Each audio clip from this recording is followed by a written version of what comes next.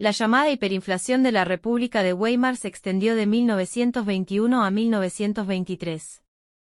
En aquella época se llegó a imprimir billetes de hasta 100 billones de marcos. A comienzos de 1923 la escalada de precios hizo que los salarios no fueran capaces de costear los gastos básicos de una familia media.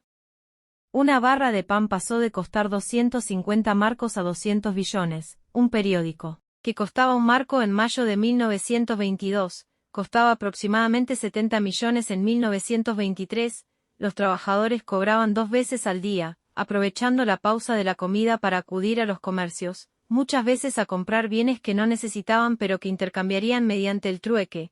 Los restaurantes, dado el alza de precios casi diaria, negociaban el precio de las comidas antes de que el comensal se sentase en la mesa.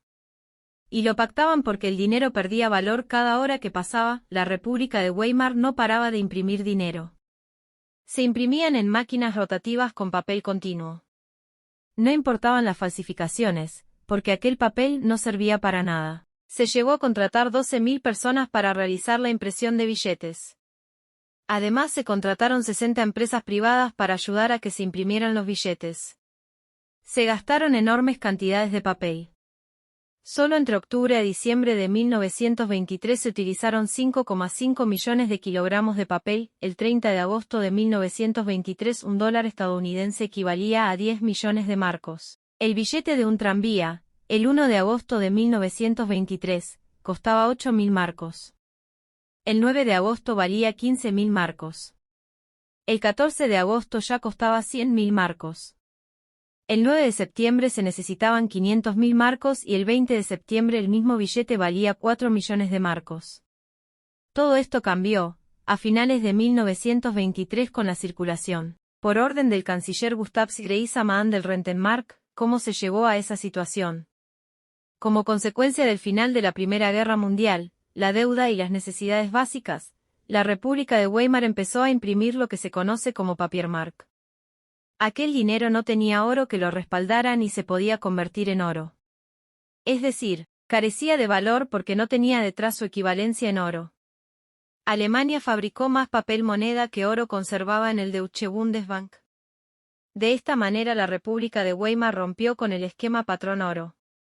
La Alemania de después de la Gran Guerra tuvo que pagar, por el Tratado de Versalles, reparaciones de guerra a Gran Bretaña y Francia. Esto suponía un gasto de miles de millones de marcos. A esto hay que añadir la imposibilidad de pagarlo a plazos y la herencia del gobierno imperial con una moneda depreciada. Tampoco tenían reservas de oro y los ingresos alemanes eran deficitarios. Todo ello hizo que el Papiermark se depreciara cada hora que pasaba. A principios de 1921 el cambio de marco por dólar se situaba en 60 a 1.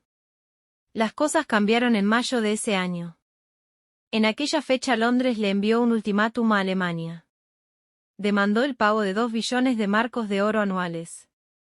Esto equivalía al 26% de las exportaciones alemanas. En agosto de 1921 se hizo la primera entrega de la deuda. Eso provocó una devaluación del marco. Si en marzo el cambio era 60 a 1, en noviembre pasó a ser 330 a 1. En total Alemania debía pagar 132 billones de marcos de oro. Ni por causalidad tenía esta reserva de oro en el Deutsche Bundesbank. Se estaban hundiendo en un caos económico y monetario. Como solución a todo aquello se decidió imprimir papel moneda sin el apoyo del esquema patrón oro. Todo fue relativamente bien hasta comienzos de 1922. El mercado financiero internacional se dio cuenta que el marco alemán se devaluaba como consecuencia de no seguir el patrón oro. Por eso Francia, Bélgica y la Gran Bretaña solicitaron que el pago se les hiciera en madera, carbón y trigo, que si tenía un valor de mercado. A mediados de 1922 el cambio marco con respecto al dólar estaba 320 a 1. Como que no se llegó a un acuerdo favorable con Francia, Gran Bretaña y Estados Unidos para la compensación económica de las reparaciones de guerra, mediación que llevó a cabo J. P. Morgan, Alemania entró en hiperinflación. Esto supuso que el cambio pasara a 8.000 a 1. A eso debemos sumas la depreciación del marco y el aumento del coste de la vida. Esta pasó de 41 a 82 millones. Miles de alemanes se arruinaron al haber invertido en bonos. El dinero depositado en los bancos no tenía valor. Los salarios eran insuficientes al ser cada vez más caro comprar productos básicos. Solo se salvaron aquellos que tenían bienes tangibles como joyas o inmuebles. Teniendo en cuenta la situación que se estaba viviendo, se emitieron el llamado Notgeld, dinero de emergencia. Este lo emitieron ayuntamientos pequeños, cajas de ahorro y empresas. Era dinero local que servía a aquellos vecinos, clientes y empleados para poder comprar madera, carne, trigo o centeno. Era una salida a la emergencia social.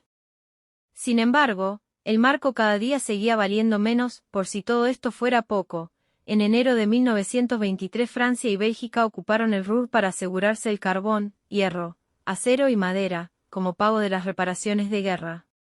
Los trabajadores se pusieron en huelga. Para aliviar la situación al gobierno alemán no se le ocurrió otra cosa que emitir más papel moneda. Con él pagaron el salario de los trabajadores del Ruhr.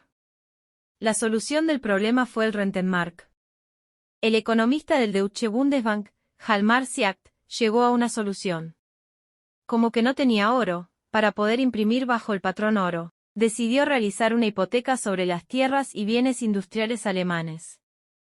Esto suponía que el dinero volviera a tener valor. Se imprimieron 3,2 millones de Rentenmark.